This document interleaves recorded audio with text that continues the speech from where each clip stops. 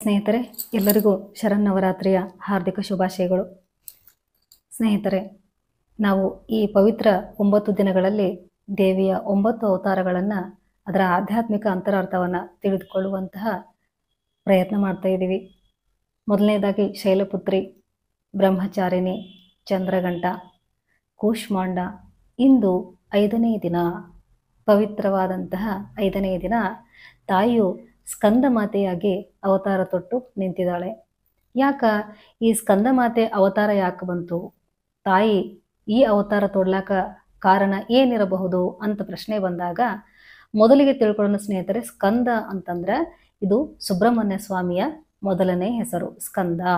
Okay, ಹಾಗಾಗಿ ಈ ಸ್ಕಂದನ ತಾಯಿಯಾಗಿರೋದ್ರಿಂದ ಸ್ಕಂದ ಮಾತೆ ಅಂತ ಪಾರ್ವತಿ ದೇವಿಯನ್ನ ಕರೆಯಲಾಗುತ್ತೆ. ಈಗ ನಮ್ಗೆ ಗೊತ್ತು ಏನ್ರ, ತಾರಕಾಸುರ ವರವನ್ನು ಪಡೆದಾನ್ರಿ ಬ್ರಹ್ಮನಿಂದ. ಏನೋ ಶಿವ ಮತ್ತು ಪಾರ್ವತಿಯರಿಂದ ಏನು ಮಗ ಹುಟ್ಟತಾನಲ್ಲ, ಅವನಿಂದ ನನ್ನ ವಧೆ ಆಗಬೇಕು ಅಂತ. ಅಂದ್ರ ನನಗೆ ಮರಣನೇ ಇಲ್ಲ ಅಂತ ತಿಳ್ಕೊಂಡ್ಬಿಟ್ಟಿದ್ದವ. ಯಾಕಂದ್ರ ಸತೀದೇವಿ ಯಜ್ಞಕುಂಡಕ್ಕೆ ಹಾರಿದ್ರಿ. ಈ ಕಡೆಗೆ ಸತಿ ವಿಯೋಗದಿಂದ ಶಿವ ಘೋರ ತಪಸ್ಸಿನಲ್ಲಿ ಮುಳುಗಿದ್ರು. ಸೃಷ್ಟಿನೇ ಇಂಬ್ಯಾಲೆನ್ಸ್ ಆಗಿತ್ತು. ಆ ಟೈಮ್ನಾಗ ನಾನೇ ಶಾಶ್ವತ ಅಂತ ತಿಳ್ಕೊಂಡ್ಬಿಟ್ಟಿದ್ದ. ಆದ್ರೆ ಇತ್ತ ಕಡೆಗೆ ಪ್ರಕೃತಿಯ ನಿಯಮನೇ ಬೇರೆ ಆಗಿತ್ತು. ಎಲ್ಲ ದೇವತೆಗಳು ನಿರ್ಧರಿಸಿ ಶಿವ ಮತ್ತು ಶಕ್ತಿಯರನ್ನ ಒಂದು ಮಾಡಿದ್ರು. ಚಂದ್ರಘಂಟೆಯ ಅವತಾರದಲ್ಲಿ ನಾವು ನೋಡ್ತೀವಿ, ಪಾರ್ವತಿ ಮತ್ತು ಪರಶಿವನ ವಿವಾಹ ಮಹೋತ್ಸವ ನಡೀತದೆ. ನಂತರ ಕೂಷ್ಮಾಂಡ ಅವತಾರದಲ್ಲಿ ಮತ್ತೆ ಬ್ರಹ್ಮಾಂಡವನ್ನ ತಾಯಿ ಸೃಷ್ಟಿ ಮಾಡಿದ್ಲು ಅನ್ನೋದನ್ನು ಕೂಡ ನಾವು ತಿಳ್ಕೊಂಡಿವ್ರಿ. ಈಗ ತಾರಕಾಸುರನ ಉಪಟಳ ಜಾಸ್ತಿ ಆಯಿತು. ಎಲ್ಲ ಲೋಕಗಳಲ್ಲಿ ಯಾವ ದೇವತೆಗಳನ್ನ ಅವನು ನೆಮ್ಮದಿಯಾಗಿರ್ಲಕ್ಕೆ ಬಿಡುವಲ್ರಿ. ಇನ್ನು ಅವನು ಅಂತ್ಯ ಮಾಡ್ಬೇಕಲ್ಲ. ಹಾಗಾಗಿ ಶಿವ ಮತ್ತು ಶಕ್ತಿಯರಲ್ಲಿ ಎಲ್ಲ ದೇವತೆಗಳು ಮೊರೆ ಹೋಗ್ತಾರ್ರಿ. ಇದಕ್ಕೆ ಪರಿಹಾರ ಬೇಕು. ಯಾಕಂತಂದ್ರೆ ಅವರು ಕೇವಲ ಸುಬ್ರಹ್ಮಣ್ಯ ಸ್ವಾಮಿಯ ತಂದೆ ತಾಯಿ ಅಲ್ಲ, ಅವರು ಜಗತ್ತಿಗೆ ತಂದೆ ತಾಯಿ. ಅವರು ಪರಿಹಾರವನ್ನು ಕಂಡುಕೊಳ್ಳೇಬೇಕು ಅಂತ ಹೇಳ್ಬಿಟ್ಟು ತಮ್ಮ ಊರ್ಜಾ ಶಕ್ತಿಯನ್ನ ಬಿಡುಗಡೆ ಮಾಡ್ತಾರೆ. ಪಾರ್ವತಿ ದೇವಿ ಮತ್ತು ಶಿವ ತಮ್ಮ ಊರ್ಜಾ ಶಕ್ತಿಯನ್ನ, ತಮ್ಮ ಅಂತರ್ಗತವಾದಂತಹ ಶಕ್ತಿಯನ್ನ ಬಿಡುಗಡೆ ಮಾಡಿ ಒಂದು ಅಂಡವನ್ನ ರೆಡಿ ಮಾಡ್ತಾರ್ರಿ. ಆ ಒಂದು ಅಂಡದ ಒಂದು ಊರ್ಜಾ ಶಕ್ತಿ ಎಷ್ಟು ಇರ್ತೈತಿಪ್ಪ ಅಂತಂದ್ರ, ಪಾರ್ವತಿ ದೇವಿಯ ಆ ಗರ್ಭದಲ್ಲಿ ಆ ಒಂದು ಊರ್ಜೆಯನ್ನ ತಡ್ಕೊಳಕಾಗದೆ ಪಾರ್ವತಿ ದೇವಿ ಜ್ವರ ಈಡಾಗ್ತಾಳೆ ಅಂತಕ್ಕಂಥದ್ದು ಕೂಡ ಉಲ್ಲೇಖ ಐತ್ರಿ. ಹೇಗಿರ್ಬೇಕಾದ್ರ ಶಿವನ ಹೆಂಡತಿ ಮತ್ತೊಬ್ರು ಯಾರು ಗಂಗಾಮಾತೆ, ಅವ್ರ ಜಟೆಯಲ್ಲೇ ಇರ್ತಾರ್ರಿ. ಅವ್ರೇನ್ ಮಾಡ್ತಾರೋ ಅಂತಂದ್ರ, ತಮ್ಮ ಶೀತಲ ಒಂದು ಸ್ವಭಾವದಿಂದ, ತಮ್ಮ ಶೀತಲ ಸ್ಪರ್ಶದಿಂದ ನಾನು ಈ ಮಗುವಿನ ಊರ್ಜಾ ಶಕ್ತಿಯನ್ನ ನಿಯಂತ್ರಿಸಬಹುದಲ್ಲ ಅಂಥೇಳಿ ಪಾರ್ವತಿ ದೇವಿಯ ಗರ್ಭದಲ್ಲಿರ್ತಕ್ಕಂತಹ ಆ ಒಂದು ಊರ್ಜಾ ಶಕ್ತಿಯ ಪಿಂಡವನ್ನ ಗಂಗಾಮಾತೆಯ ಗರ್ಭಕ್ಕೆ ಸ್ಥಳಾಂತರಿಸ್ತಾರೆ. ಇದು ಪುರಾಣಗಳಲ್ಲಿ ಉಲ್ಲೇಖ ಇರ್ತಕ್ಕಂಥದ್ದು. ಹೀಗೆ ಗಂಗಾಮಾತೆಯಿಂದ ಆತ ಗಂಗಾಮಾತೆಯ ಗರ್ಭದಲ್ಲಿ ಬೆಳೆದು ನಂತರ ಜನನವನ್ನು ಪಡಿತಾನ್ರಿ. ಹಾಗಾಗಿ ಇವನಿಗೆ ಗಾಂಗೆಯ ಅಂತ ಕೂಡ ಕರೀತಾರೆ, ಸ್ಕಂದ ಅಂತ ಕೂಡ ಕರೀತಾರೆ. ಸ್ಕಂದ ಅಂತಂದ್ರ ಬಾಹುಭುಜವನ್ನ, ಬಲ ಭುಜವನ್ನ ಹೊಂದಿದಂತಹ ವೀರ ಪುರುಷ, ವೀರ ಕುಮಾರ ಅಂತ ಕೂಡ ಆಗ್ತತಿ. ಬಹಳಷ್ಟು ಶಕ್ತಿ ಇತ್ತು ಇವನಿಗೆ. ಸಕಲ ಕಲಾವಲ್ಲಭ, ಬ್ರಹ್ಮಾಂಡದ ಜ್ಞಾನ ಕೂಡ ಬಹಳಷ್ಟಿತ್ತು. ಅಂದ್ರೆ ವೀರತ್ವ ಶೌರತ್ವ ಅನ್ನೋದು ಬಾಲ್ಯದಿಂದಲೇ ಮೈಗೂಡಿಸಿಕೊಂಡಂತಹ ಒಂದು ಶಿವಶಕ್ತಿಯರ ಒಂದು ಶಕ್ತಿಯ ಸಂಕೇತ, ಪ್ರೇಮದ ಪುತ್ಥಳಿಯೇ ಈ ಸ್ಕಂದ. ಈ ಸ್ಕಂದ ಕೃತಿಕಾ ನಕ್ಷತ್ರದಲ್ಲಿ ಹುಟ್ಟಿದ್ರಿ. ಹಾಗಾಗಿ ಎಲ್ಲ ಕೃತಿಕಾ ಮಾತೆಯರಿಗೆ ಈ ಮಗು ಬಹಳ ಇಷ್ಟ ಆಯ್ತು. ಅವರು ನನಗ್ ಬೇಕು ಅಂತ ಅಂದಾಗ ತಾಯಿ ಗಂಗಾಮಾತೆ ಎಲ್ಲರ ಆ ಒಂದು ಮಗುವನ್ನ 6 ಶರೀರಗಳಲ್ಲಿ ಆ ಒಂದು ಶಕ್ತಿಯನ್ನ ಬಿಡುಗಡೆ ಮಾಡ್ತಾರೆ.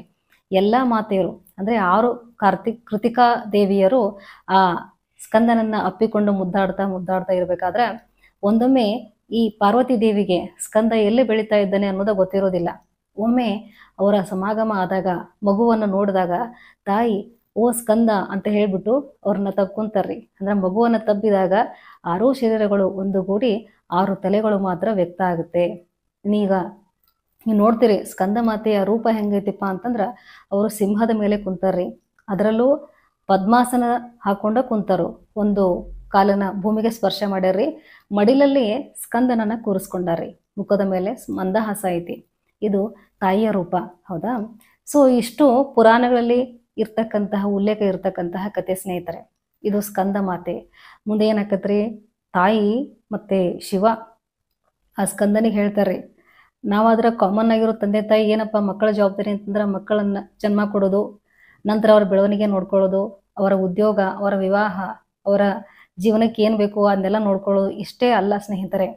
ಜಗತ್ತಿಗೆ ಶಿವ ಮತ್ತು ಪಾರ್ವತಿಯರು ಏನು ಸಂದೇಶ ಕೊಟ್ಟರು ಇದರಿಂದ ಅಂತಂದ್ರೆ, ಲೋಕ ಕಲ್ಯಾಣಾರ್ಥವಾಗಿ ನೀವು ಮಕ್ಕಳನ್ನ ಪ್ರೇರೇಪಿಸಬೇಕು. ಮಕ್ಕಳಲ್ಲಿರ್ತಕ್ಕಂಥ ಶಕ್ತಿಯನ್ನ ನೀವು ಜಾಗೃತಿಪಡಿಸಿ ಅವರಿಗೆ ಒಂದು ಶೌರ್ಯವನ್ನ ಮತ್ತು ವೀರತ್ವವನ್ನ ಮೆರೆಯೋದಕ್ಕೆ ಅವರಿಗೆ ಅವಕಾಶವನ್ನು ಒದಗಿಸಿಕೊಡ್ಬೇಕು ಅನ್ನೋದನ್ನು ಕೂಡ ಇವರು ಸಂದೇಶ ಕೊಡ್ತಾರೆ. ಹೇಳ್ತಾರೆ ಅವರು, ನೀನು ತಾರಕಾಸುರನ ವಧೆ ಮಾಡೋದಕ್ಕೆನ ಜನ್ಮ ತಗೊಂಡಿದ್ದು ಅಂತ ಹೇಳಿ ಆ ಸುಬ್ರಹ್ಮಣ್ಯ ಸ್ವಾಮಿಗೆ, ಆ ಕಾರ್ತಿಕೇಯನಿಗೆ ಹೇಳ್ತಾರ್ರಿ. ಹೇಳಿದ ನಂತರ ಒಂದು ವಿಶಿಷ್ಟವಾದಂತಹ ಆಯುಧವನ್ನ ಶಿವ ಮತ್ತು ಪಾರ್ವತಿಯರು ಅವನಿಗೆ ಕರುಣಿಸಿ ಆ ತಾರಕಾಸುರನ ವಧೆಯನ್ನು ಕೂಡ ಮಾಡ್ತಾರೆ. ಇದು ಪುರಾಣದ ಕತೆ ಸ್ನೇಹಿತರೆ, ಅವತಾರದ ಹಿಂದೆ ಇರತಕ್ಕಂತಹ ಪೌರಾಣಿಕ ಕತೆ. ಇನ್ನು ತಾಯಿಯ ರೂಪ ಏನು ಅಂತಂದ್ರೆ ಮತ್ತೊಮ್ಮೆ ತಿಳ್ಕೊಳ್ಳೋ ಪ್ರಯತ್ನ ಮಾಡೋಣ. ತಾಯಿ ಸಿಂಹವಾಹಿನಿ, ಸಿಂಹದ ಮೇಲೆ ಕೂತಾರ್ರಿ. ಹೆಂಗೆ ಕುಂತಾರಪ್ಪ ಅಂತಂದ್ರೆ ಪದ್ಮಾಸನದಲ್ಲಿ ಕುಂತಾರ್ರಿ. ಅಂದ್ರೆ ಒಂದು ಕಾಲನ್ನ ಭೂಮಿಗೆ ಸ್ಪರ್ಶ ಮಾಡ್ಯಾರು. ಮಡಿಲಲ್ಲಿ ಸ್ಕಂದ ಇದ್ದಾನ್ರಿ. ಅಂದ್ರೆ 6 ಮುಖಗಳ ಒಂದು ಪುಟ್ಟ ಬಾಲಕ ತಾಯಿಯ ಮಡಿಲಲ್ಲಿ ಇದ್ದಾರೆ. ಇದರ ಸಂಕೇತ ಏನಪ್ಪಾ ಅಂದ್ರೆ ಸ್ನೇಹಿತರೆ, ಅಲ್ಲಿ ನಾವೆಲ್ಲ ದೇವಿಯರ ವಾಹನ ನೋಡಿದಾಗ ಸಿಂಹ, ಹುಲಿ ವಾಹನ. ಯಾಕೆ ಅಂತಂದ್ರ ಅಗಾಧವಾದಂತಹ ಕತ್ತಲು ಆವರಿಸಿದಾಗ, ಭಯಂಕರವಾದಂತಹ ಭಯಗಳು ನಮ್ಮನ್ನು ಆವರಿಸಿದಾಗ ನಮ್ಮಲ್ಲಿರ್ತಕ್ಕಂತಹ ಧೈರ್ಯವೇ ಈ ಸಿಂಹ ಮತ್ತು ಹುಲಿಯ ಸಂಕೇತ. ಇಂತಹ ವಾಹನವನ್ನ ತಾಯಿ ಆಯ್ಕೆ ಮಾಡ್ಕೊಂಡಾರ್ರಿ. ಸಿಂಹವನ್ನ ವಾಹನ ಮಾಡ್ಕೊಂಡಾರಿ, ಹುಲಿಯನ್ನ ವಾಹನ ಮಾಡ್ಕೊಂಡಾರು. ಅಂದ್ರ ಯಾವಾಗ್ಲೂ ಕೂಡ ಧೈರ್ಯದ ಒಂದು ಸಂಕೇತವೇ ಈ ವಾಹನಗಳು. ಮುಂದೆ ಅವರು ಮಡಿಲಲ್ಲಿ ಸ್ಕಂದನನ್ನ ಕೂಡಿಸ್ಕೊಂಡಾರ್ರಿ. ಅಂದ್ರೆ ಮಾತೃತ್ವ. ತಾಯಿ ಲೋಕಕ್ಕೆ ಏನು ಹೇಳತ್ತಾರಪ್ಪ ಅಂತಂದ್ರ ಸಮಸ್ತ ಜೀವಿಗಳನ್ನ ಸಲಹುವಂತಹ ಮಾತೃ ಹೃದಯ, ಮಾತೃತ್ವ ಎಲ್ಲರಲ್ಲೂ ಐತಿ. ಹಾಗೇನೆ ನಿಮ್ಮ ಒಂದು ಮಾತೃತ್ವದ ಈ ಒಂದು ನಿಯಮ ನಿಮ್ಮ ಮಕ್ಕಳನ್ನ ಬಂದಿ ಮಾಡಬಾರ್ದು, ಅದು ಲೋಕ ಕಲ್ಯಾಣಕ್ಕಾಗಿ ವಿಸ್ತಾರವನ್ನು ಪಡಿಬೇಕು ಅನ್ನುವಂಥ ಸಂದೇಶವನ್ನು ಕೂಡ ಇವರು ಕೊಡ್ತಾ ಇದ್ದಾರೆ ಸ್ನೇಹಿತರೆ. ಸ್ಕಂದ ಈಗ ಬೆಳಿತಾ ಅವನು ತಾರಕಾಸುರನ ವಧೆಯನ್ನು ಕೂಡ ಮಾಡ್ದ. ಇಲ್ಲಿ ನಾವು ಇನ್ನೊಂದು ತಿಳ್ಕೊಬೋದ್ರಿ, ಏನಪ್ಪಾ ಅಂತಂದ್ರೆ ಲಾ ಆಫ್ ಅಟ್ರಾಕ್ಷನ್. ಅಂದ್ರ ತಾರಕಾಸುರನಿಗೆ ಗೊತ್ತಿಲ್ಲ, ಅವನೇನಂದ್ಬಿಟ್ರಿ, ಶಿವ ಮತ್ತು ಪಾರ್ವತಿಯರ ಮಗನಿಂದಲೇ ನನಗ ವಧೆ ಆಗ್ಬೇಕು ಅಂತ ಅನ್ಕೊಂಡ್ಬಿಟ್ಟ. ಆದ್ರೆ ಅವನಿಗೆ ಗೊತ್ತಿಲ್ಲ, ಅವನು ಅಂದಿದ್ದು ಖಂಡಿತವಾಗಿ ನೆರವೇರ್ತತಿ ಅನ್ನೋದು ಗೊತ್ತಿಲ್ಲ. ನಾವು ಈ ಒಂದು ಕಥೆಯಿಂದ ಅದನ್ನು ಸಹ ತಿಳ್ಕೊಬೋದು, ಆ ಸಂದೇಶವನ್ನ ತಿಳ್ಕೊಬೋದು. ಅಂದ್ರ ನಾವು ಏನನ್ನ ಕೇಳ್ಕೊತೀವಲ್ಲ ಸ್ನೇಹಿತರೆ, ಮನಸಾರೆಯಾಗಿ ಏನನ್ನ ಕೋರ್ಕೋತೀವಲ್ಲ, ಯಾವುದನ್ನ ಬೇಡ್ತೀವಲ್ಲ, ಅದು ಖಂಡಿತ ಒಂದಲ್ಲ ಒಂದು ದಿನ ನೆರವೇರ್ತತಿ ಅನ್ಲಿಕ್ಕೆ ಈ ಒಂದು ಪುರಾಣ ಕಥೆಯೇ ಸಾಕ್ಷಿಯಾಗಿದೆ ಅಂತ ಹೇಳ್ಬೋದು ಸ್ನೇಹಿತರೆ. ನೋಡ್ರಿ, ಈ ಕಡೆ ಪಾರ್ವತಿ ಒಂದು ಮಹತ್ತರವಾದಂತಹ ಧ್ಯಾನ ತಪಸ್ಸನ್ನ ಮಾಡಿ ಶಿವನನ್ನ ಒರೆಸ್ತಾರ್ರಿ. ಅವರ ಸಮಾಗಮ ಕೂಡ ಆಗುತ್ತೆ. ಸ್ಕಂದ ಅಂತಕ್ಕಂತಹ ಒಂದು ವೀರ ಮಗುವಿನ ಜನನ ಕೂಡ ಆಗುತ್ತೆ. ಅದರಿಂದ ಅವನ ಹತ ಕೂಡ ಆಗುತ್ತೆ ಸ್ನೇಹಿತರೆ. ಇದೆಷ್ಟೆಲ್ಲ ಆಯ್ತಪ್ಪ. ಇನ್ನು ತಾಯಿ ಸ್ಕಂದ ಮಾತೆಯ ಆಧ್ಯಾತ್ಮಿಕ ಅಂತರಾರ್ಥವನ್ನು ನಾವು ನೋಡಲಿಕ್ಕೆ ಬಂದಾಗ, ನಾನು ಆಗಲೇ ಹೇಳಿನಿ ಸ್ನೇಹಿತರೆ, ಯಾವುದೇ ಒಂದು ಶಕ್ತಿಯ ಹಿಂದೆ ಇರತಕ್ಕಂಥ ಸಂದೇಶವನ್ನು ತಿಳ್ಕೊಂಡಾಗ ನಾವು ಮಾಡ್ತಕ್ಕಂಥ ಪೂಜೆಗೆ ಒಂದು ಸಾರ್ಥಕತೆ ಅನ್ನೋದು ಸಿಗುತ್ತೆ. ನೋಡ್ರಿ, ಎಷ್ಟು ಬ್ಯಾಲೆನ್ಸಿಂಗ್ ಆಗಿ ಕೂತಿದ್ದಾರೆ ತಾಯಿ. ಸಿಂಹಾಸನ ಮೇಲೆ ಕುಂತಾರ್ರಿ, ಅದು ಪದ್ಮಾಸನದಲ್ಲಿ. ಅಂತಂದ್ರ ನಾವು ಎಲ್ಲ ವಿಷಯಗಳಲ್ಲಿ, ಎಲ್ಲ ಸಂಗತಿಗಳಲ್ಲಿ ಬ್ಯಾಲೆನ್ಸ್ ಆಗಿರಬೇಕು. ನಮ್ಮ ಸಂಯಮವನ್ನ ಕಾಯ್ಕೊಂಡಿರಬೇಕು. ಪ್ರಾಪಂಚಿಕತೆಯಲ್ಲಿ ಸಾಕಷ್ಟು ಕಷ್ಟಗಳಿರ್ತಾವೆ, ಅಲ್ಲಿ ಸಹನೆ ಬೇಕು. ಆಧ್ಯಾತ್ಮಿಕ ಮಾರ್ಗದಲ್ಲಿ ಸಾಕಷ್ಟು ಏಳು ಬೀಳುಗಳು ನಡೀತಾ ಇರ್ತಾವೆ, ಅಲ್ಲಿ ಶ್ರದ್ಧೆ ಅನ್ನೋದು ಬೇಕು ಅನ್ನೋದನ್ನ ತಾಯಿ ತಿಳಿಸ್ತಾ ಇದ್ದಾರೆ. ಯಾಕಂದ್ರೆ ಅವರು ಇಡೀ ಬ್ರಹ್ಮಾಂಡದ ಒಂದು ಅಧಿದೇವತೆ ಅಂತ ನಾವು ಈಗಾಗಲೇ ತಿಳ್ಕೊಂಡಿವ್ರಿ. ಸೊ ಇದೆಷ್ಟೆಲ್ಲ ಆಧ್ಯಾತ್ಮಿಕ ಅಂತರಾರ್ಥ ಅಂತ ಹೇಳ್ಬೋದು. ಇನ್ನು ಇಲ್ಲಿ ತಾಮಸ ಗುಣ ಹೋಯ್ತು, ರಾಜಸ ಗುಣ ಸಹಿತ ಹೋಯ್ತು, ಇಲ್ಲಿ ಶುದ್ಧ ಸಾತ್ವಿಕ ಗುಣ. ಅಂದ್ರೆ ಇಡೀ ಬ್ರಹ್ಮಾಂಡದಲ್ಲಿ ಮಾತೃತ್ವ ಅನ್ನೋದು ತುಂಬಿ ತುಳುಕ್ತಾ ಇದೆ ಅನ್ನೋದು ಈ ಅವತಾರದ ಹಿಂದೆ ಇರತಕ್ಕಂತಹ ಒಂದು ದೊಡ್ಡ ಸಂದೇಶ ಸ್ನೇಹಿತರೆ. ಪ್ರತಿ ಪುರುಷನಲ್ಲೂ ಸಹ ಈ ಸ್ತ್ರೀ ತತ್ವ ಇರ್ತೈತಿ ಅನ್ನೋದು. ಯಾಕಂದ್ರೆ ಕೆಲವೊಬ್ರು ಜನ ಬಹಳಷ್ಟು ಸಾಫ್ಟ್ ನೇಚರ್ನ ಇರ್ತಾರೆ. ಎಷ್ಟಪ್ಪ ಹೆಣ್ಮಕ್ಳ ಥರ ಅವರು ಎಷ್ಟು ಕೇರ್ ಮಾಡ್ತಾರಂತ. ಅದೇ ತರಹ ಪ್ರತಿ ಪುರುಷನಲ್ಲಿ ಈ ಸ್ತ್ರೀ ಶಕ್ತಿ ಅನ್ನೋದು ಐತಿ. ಅದನ್ನು ಜಾಗೃತಿ ಮಾಡ್ಕೋಬೇಕು ಅನ್ನೋದೇ ಈ ಪುರಾಣ ಕಥೆಗಳ ಒಟ್ಟು ಆಶಯ ಸ್ನೇಹಿತರೆ. ಈ ಅಸುರಿ ಶಕ್ತಿ ಅನ್ನೋದು ಕೇವಲ ಆ ಕಾಲಕ್ಕಷ್ಟೇ ಸೀಮಿತ ಆಗಿತ್ತ ಅಂತ ಅಂದಾಗ ಸ್ನೇಹಿತರೆ, ಈ ಅಸುರಿ ಶಕ್ತಿ ಅನ್ನೋದು ಹೊರಗೆ ಎಷ್ಟೈತೋ ಅಷ್ಟೇ ಒಳಗೂ ಸಹಿತ ಐತಿ. ನಿರಂತರವಾಗಿ ನಮ್ಮನ್ನ ಬಾಧೆಗೆ ಒಳಪಡಿಸ್ತಾ ಇರ್ತಕ್ಕಂಥದ್ದು ಯಾವ್ರಿ? ಇಷ್ಟಕ್ಕೂ ಅಸುರ. ಸುರ ಅಂತಂದ್ರ ಲಯ, ಒಂದು ರೀತಿಯ ಸುಶ್ರಾವ್ಯವಾದಂತಹ ಲಯ. ಅಂದ್ರೆ ಒಂದು ರೀತಿಯ ಲಯಬದ್ಧತೆ ಅಂತ ಹೇಳ್ಬೋದು. ಎಷ್ಟು ಚಲೋ ತಂಗೈತಲ್ಲಪ್ಪ, ಸರಿಯಾದ ರೀತಿಯಲ್ಲಿ ಐತಲ್ಲಪ್ಪ ಅಂತ ಹೇಳಿ. ಅಂತಂದ್ರೆ ಇಲ್ಲದ್ದು, ಅಸುರ ಅಂತಂದ್ರೆ ಸರಿಯಾಗಿಲ್ಲದ್ದು, ಲಯಬದ್ಧವಾಗಿ ಇಲ್ಲದೆ ಇರ್ತಕ್ಕಂಥದ್ದು. ಕೆಲವು ಸಾರಿ ನಮ್ಮ ಜೀವನದಲ್ಲಿ ಲಯಬದ್ಧತೆ ತಪ್ಪಿದಾಗ ಏರಿಳಿತಗಳಾಗೋದು ಸಹಜ ರೀ. ಜೀವನದ ನಿಯಮಗಳು ತಪ್ಪಿದಾಗ ನಾವು ಸಾಕಷ್ಟು ಏಳು ಬೀಳುಗಳನ್ನ ಕಂಡ್ಕೋತೀವ್ರಿ. ಹಾಗೆ ಮಾಡೋರು ಯಾರ್ರಿ? ನಮ್ಮಲ್ಲಿರ್ತಕ್ಕಂಥ ಭಯ, ಅಹಂಕಾರ, ದ್ವೇಷ, ಅಸೂಯೆ ಇವ ನೋಡ್ರಿ ನಮಗೆ ಬಹಳಷ್ಟು ಉಪಟಳ ಕೊಡ್ತಿರ್ತಾವ್ರಿ. ನಾನು ಕಳೆದ ಒಂದು ವಿಡಿಯೋದಲ್ಲೂ ಕೂಡ ಹೇಳಿದ್ದೆ, ಸುಮ್ಮನೆ ಇದ್ದಾಗ ನಿಮ್ಮಲ್ಲಿರ್ತಕ್ಕಂತಹ ಆ ಒಂದು ರಾಕ್ಷಸ ತತ್ವಗಳು, ತಾಮಸ, ರಾಜಸ ಇವೇ ನಮ್ಮನ್ನು ಬಾಧಿಸ್ತಾ ಇರ್ತಾವ್ರಿ. ಅಷ್ಟೇ ಯಾಕೆ ರಾತ್ರಿ ಮಲಗಿರ್ಬೇಕಾದ್ರೂ ಕೂಡ ಸರಿಯಾಗಿ ನಿದ್ದೆ ಬರ್ತಾ ಇರಂಗಿಲ್ಲ, ಅಲ್ಲಿಯೂ ಕೂಡ ನಾವು ಎಚ್ಚರ ಸ್ಥಿತಿಯಲ್ಲಿ ಇರ್ತೀವಿ, ನೆಮ್ಮದಿ ಅನ್ನೋದು ಹೋಗಿರ್ತದ.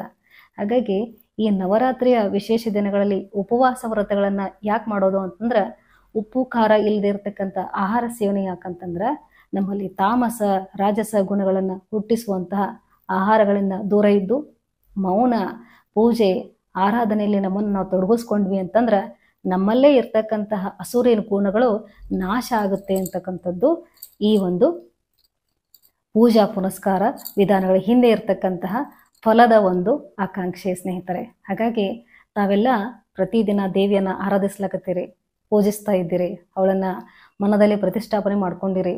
ಅದೇ ತರಹ ಆ ದೇವಿಯ ಶಕ್ತಿಯೊಂದಿಗೆ ಅನುಸಂಧಾನ ಆಗಬೇಕು ಅಂತಂದ್ರೆ ಒಂದಷ್ಟು ಸಮಯ ನಾವೆಲ್ಲರೂ ಕೂಡ ಧ್ಯಾನಸ್ಥರಾಗೋಣ ಸ್ನೇಹಿತರೆ. ಸುಖ ಸ್ಥಿರ ಆಸನದಲ್ಲಿ ಹಾಯಾಗಿ ಕೂತ್ಕೊಳ್ಳಿ. ಕೈ ಬೆರಳುಗಳನ್ನ ಈ ರೀತಿ ಒಂದರಲ್ಲಿ ಒಂದು ಜೋಡಿಸಿಕೊಳ್ಳಿ. ಚೇರ್ ಮೇಲೆ ಕುಳಿತಿದ್ರೆ ನಿಮ್ಮ ಪಾದಗಳನ್ನು ಕ್ರಾಸ್ ಮಾಡ್ಕೊಳ್ಳಿ. ಹಾಗೆಯೇ ನಿಧಾನವಾಗಿ ಕಣ್ಣುಗಳನ್ನು ಮುಚ್ಚುತ್ತಾ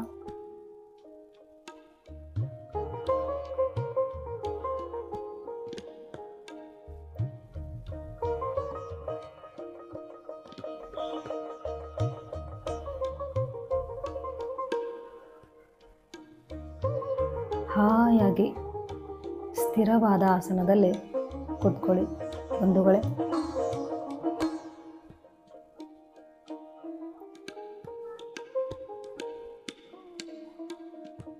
ದೇವಿಯ ಅವತಾರ, ಪೌರಾಣಿಕ ಹಿನ್ನೆಲೆ, ಆಧ್ಯಾತ್ಮಿಕ ಅಂತರಾರ್ಥವನ್ನು ಶ್ರವಣ ಮಾಡಿದಂತಹ ನಾವುಗಳು ಒಂದು ನಿಮಿಷ ಮನನ ಮಾಡಿಕೊಂಡು ನಿಧಿಧ್ಯಾಸನ ಅಂದರೆ ಧ್ಯಾನ, ಒಂದೊಮ್ಮೆ ಸ್ಕಂದ ಮಾತೆ ದೇವಿಯನ್ನು ಮನದಲ್ಲಿ ಸ್ಮರಿಸುತ್ತಾ ಮಾತೃ ಸ್ವರೂಪಿಣಿಯಾದಂತಹ ಜಗಜ್ಜನನಿ ಜಗತ್ತಿಗೆ ವಾತ್ಸಲ್ಯ ಮತ್ತು ಪ್ರೇಮದ ಶಕ್ತಿಯನ್ನು ಹರಡುವ ಈ ಪ್ರಶಸ್ತವಾದ ದಿನ. ಈ ದಿನ ನಾವು ದೇವಿಯ ಅನುಗ್ರಹವನ್ನು ಪಡೆಯಲು ಆಕೆಯನ್ನು ಸ್ಮರಿಸುತ್ತಾ ಒಂದಷ್ಟು ನಿಮಿಷಗಳ ಕಾಲ ಧ್ಯಾನಸ್ಥರಾಗೋಣ ಸ್ನೇಹಿತರೆ.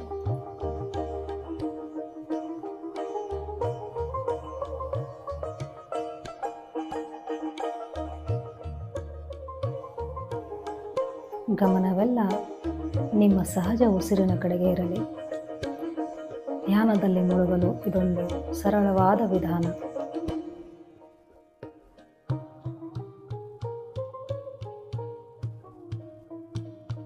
ಸ್ಕಂದ ಮಾತೆಯ ಪ್ರೇಮಮಯ ರೂಪವನ್ನು ಒಂದೊಮ್ಮೆ ಮನದಲ್ಲಿ ನೆನೆಯಿರಿ. ದೇವಿಯ ಅನುಗ್ರಹವನ್ನು ಮನದಲ್ಲಿ ಯಾಚಿಸಿ ಹಾಗೆಯೇ ಧ್ಯಾನಸ್ಥರಾಗಿ ಸ್ನೇಹಿತರೆ.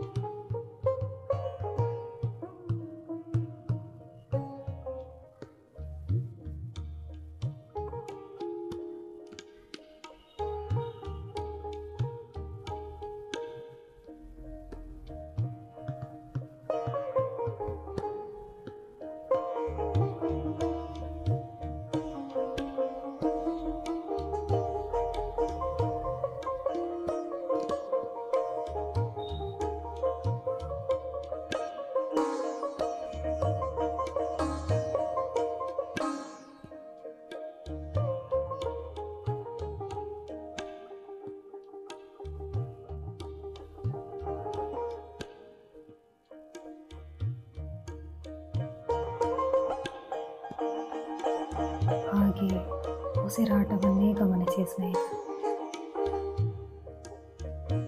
ಸ್ಕಂದ ಮಾತೆಯ ಅಪಾರ ಶಕ್ತಿಯು ನಿಮ್ಮ ದೇಹವನ್ನು ಪ್ರವೇಶಿಸ್ತಾ ಇದೆ.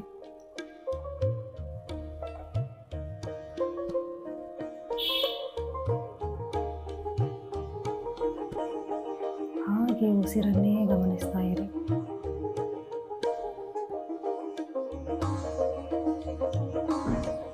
ಮುಚ್ಚಿದ ಕಣ್ಣುಗಳು ಹಾಗೆ ಇರಲಿ. ಗಮನವೆಲ್ಲ ಉಸಿರಿನ ಕಡೆಗೆ ಇರಲಿ.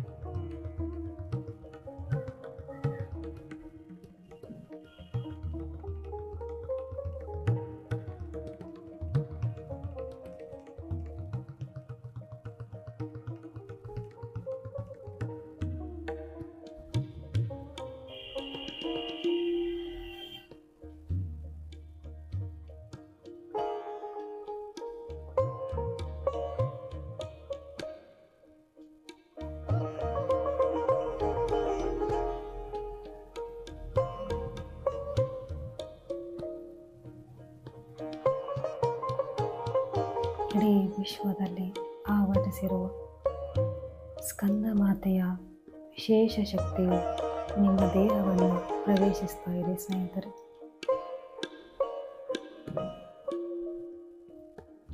ಯಾವುದೇ ಗೊಂದಲಗಳಿಲ್ಲದೆ ಆ ಶಕ್ತಿಯನ್ನು ಮುಕ್ತವಾಗಿ ಸ್ವೀಕರಿಸಿ.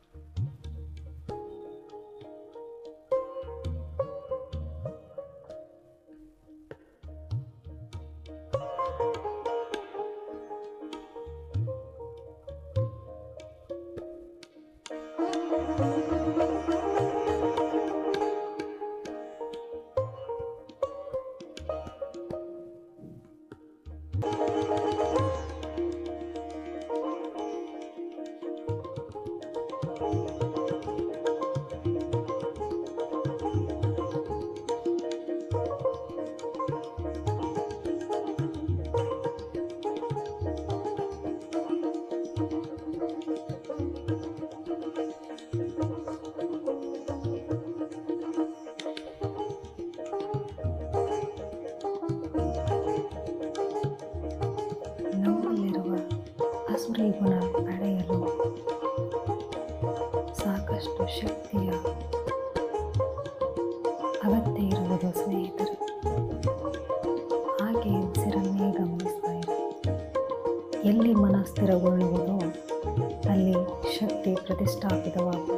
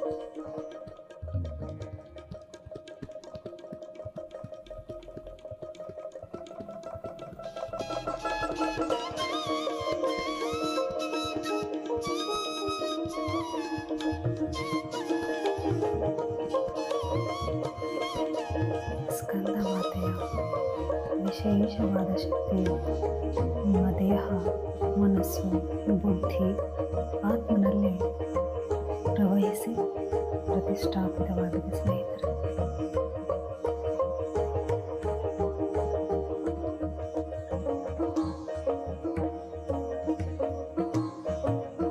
ಹಾಗೆ ನೆಮ್ಮದಿಯಿಂದ ಆ ಶಕ್ತಿಯನ್ನು ಅನುಭವಿಸಿ.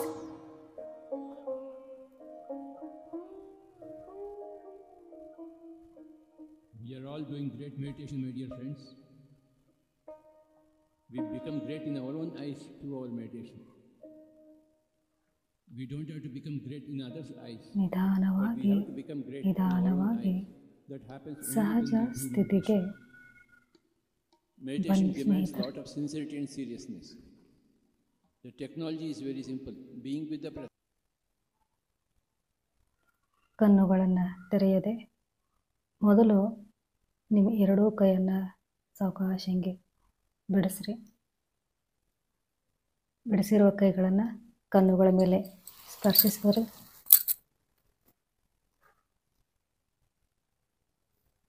ಹಾಗೆ ಕಣ್ಣುಗಳನ್ನು ತೆರೆಯುತ್ತಾ ಸಹಜ ಸ್ಥಿತಿಗೆ ಮರಳಿ ಸ್ನೇಹಿತರೆ. ಓಕೆ ಸ್ನೇಹಿತರೆ, ಶರನ್ನವರಾತ್ರಿಯ 5ನೇ ದಿನ ಸ್ಕಂದಮಾತಾ ದೇವಿಯ ಅವತಾರದ ಹಿಂದೆ ಇರುವಂತಹ ಪೌರಾಣಿಕ ಕಥೆ ಕೇಳಿರಿ. ದೇವಿಯ ಅವತಾರದ ಹಿಂದೆ ಏನು ಸಂದೇಶ ಐತಿ ಅನ್ನೋದನ್ನು ಕೂಡ ತಿಳ್ಕೊಂಡ್ರಿ. ಅದರ ಜೊತೆಗೆ ಆಧ್ಯಾತ್ಮಿಕ ಅಂತರಾರ್ಥ ಅಂತಂದ್ರೆ ಇದನ್ನು ಮನುಕುಲ ಅಂತಂದ್ರೆ ನಾವೆಲ್ಲರೂ ಸಾಮಾನ್ಯ ಮನುಷ್ಯರು ದೇವಿಯ ಅವತಾರದ ಹಿಂದೆ ಇರುವ ಸಂದೇಶವನ್ನು ಅರ್ಥಕೊಂಡು ನಮ್ಮ ಜೀವನದಲ್ಲಿ ಅಳವಡಿಸಿಕೊಂಡು ಸಾಧನಾ ನಿರತರಾಗಬೇಕು. ಆಧ್ಯಾತ್ಮಿಕ ಅಂತರಾರ್ಥ ಅಂತಂದ್ರೆ ಅದೇ ನಮ್ಮ ಆತ್ಮನಲ್ಲಿರ್ತಕ್ಕಂಥ ಶಕ್ತಿಯನ್ನು ದೇವಿಯೊಂದಿಗೆ, ದೇವಿಯ ಮೂರ್ತಿಯೊಂದಿಗೆ ನೋಡುತ್ತಾ ನೋಡುತ್ತಾ ಸ್ಫೂರ್ತಿಯನ್ನು ಪಡೆದು ನಾವು ಅದೇ ಮಾರ್ಗದಲ್ಲಿ ನಡಿಬೇಕು, ಸನ್ಮಾರ್ಗದಲ್ಲಿ ನಡಿಬೇಕು ಅನ್ನೋದೇ ಆಧ್ಯಾತ್ಮಿಕ ಅಂತರಾರ್ಥ ಸ್ನೇಹಿತರೆ. ಹಾಗಾಗಿ ನಿಮ್ಮ ಸಂತಾನಗಳನ್ನು, ನಿಮ್ಮ ಮಕ್ಕಳನ್ನು ಒಂದು ಪ್ರೇರಣಾ ಶಕ್ತಿಯಾಗಿ ನೀವಿರಿ. ಎಲ್ಲ ತಂದೆ ತಾಯಿಗಳು ಶಿವಪಾರ್ವತಿಯರ ಹಾಗೆ ಆ ಸ್ಕಂದನಂತೆ ನಿಮ್ಮ ಮಕ್ಕಳನ್ನು ಬೆಳೆಸಿ. ವೀರತ್ವ, ಶೌರ್ಯತ್ವ ಅನ್ನೋದು ನಿಮ್ಮ ಮಕ್ಕಳಲ್ಲಿ ತುಂಬಿ ತುಳುಕಲಿ. ಆರೋಗ್ಯ, ಸಂತೃಪ್ತಿ, ಸಂಪತ್ತು ಎಲ್ಲವೂ ನಿಮಗೆ ಲಭಿಸಲಿ ಅಂತ ಹೇಳ್ತಾ ಸ್ನೇಹಿತರೆ, ಎಲ್ಲದರ ಜೊತೆಗೆ ನೀವು ಸ್ಕಂದಮಾತೆಯ ಶಕ್ತಿಯನ್ನು ಪಡೆಯೋದಕ್ಕೋಸ್ಕರ ಒಂದಷ್ಟು ನಿಮಿಷಗಳ ಕಾಲ ಧ್ಯಾನಸ್ಥರಾಗಿದ್ರಿ. ಇದು ಬಹಳ ಮುಖ್ಯ ಸ್ನೇಹಿತರೆ. ಆರಾಧನೆಯ ಜೊತೆಗೆ ಅಂತರ್ಪ್ರಯಾಣ ಅನ್ನೋದು ಖಂಡಿತವಾಗಿ ಪ್ರತಿಯೊಬ್ಬರಿಗೂ ಕೂಡ ಬೇಕೇ ಬೇಕು.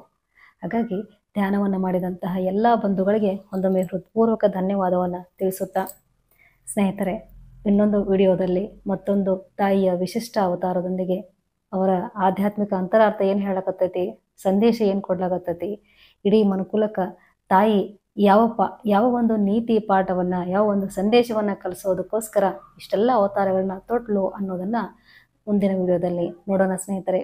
ಅಲ್ಲಿವರೆಗೆ ಇನ್ನೊಂದು ಕಡೆ ಹೇಳ್ತಾರೆ ಸ್ನೇಹಿತರೆ, ಸ್ಕಂದ ಮಾತೆ ಏನಪ್ಪ ಅಂತಂದ್ರೆ ಯಾರಿಗೆ ಸಂತಾನ ಭಾಗ್ಯ ಇರೋದಿಲ್ವೋ ಅಂಥವರು ಈ ಸ್ಕಂದ ಮಾತೆಯನ್ನು ಆರಾಧನೆ ಮಾಡಿದರೆ, ಅವರ ಕುರಿತಾಗಿ ಒಂದಷ್ಟು ಸಾಧನೆಗಳನ್ನು ಮಾಡಿದರೆ ಅವರಿಗೆ ಸಂತಾನ ಭಾಗ್ಯ ಕೂಡ ಲಭಿಸ್ತತೆ ಅನ್ನುವಂಥದ್ದನ್ನು ಸಾಕಷ್ಟು ದಾರ್ಶನಿಕರು ಕಂಡುಕೊಂಡಂತಹ ಸತ್ಯ ಸ್ನೇಹಿತರೆ. ಹಾಗಾಗಿ ಎಲ್ಲ ರೀತಿಯಲ್ಲಿ ಎಲ್ಲರಿಗೂ ಒಳ್ಳೆಯದಾಗಲಿ, ಎಲ್ಲರಲ್ಲಿರ್ತಕ್ಕಂತಹ ಅಸುರಿ ಗುಣಗಳು ಅಳಿದು ಎಲ್ಲರ ಆತ್ಮನಲ್ಲಿ ಬೆಳಕು ಮೂಡಲಿ ಅಂತ ಆಶಿಸ್ತಾ ಎಲ್ಲರಿಗೂ ಒಳ್ಳೆಯದಾಗಲಿ. ಸರ್ವೇ ಜನ ಸುಖಿನೋ ಭವಂತು. ಸ್ನೇಹಿತರೆ, ನನ್ನ ಚಾನಲನ್ನು ಪ್ರೋತ್ಸಾಹಿಸ್ತಾ ಇರ್ತಕ್ಕಂತಹ ಹಾಗೆಯೇ ಇನ್ನೂ ಯಾರಾದರೂ ಸಬ್ಸ್ಕ್ರೈಬ್ ಮಾಡಿಲ್ಲ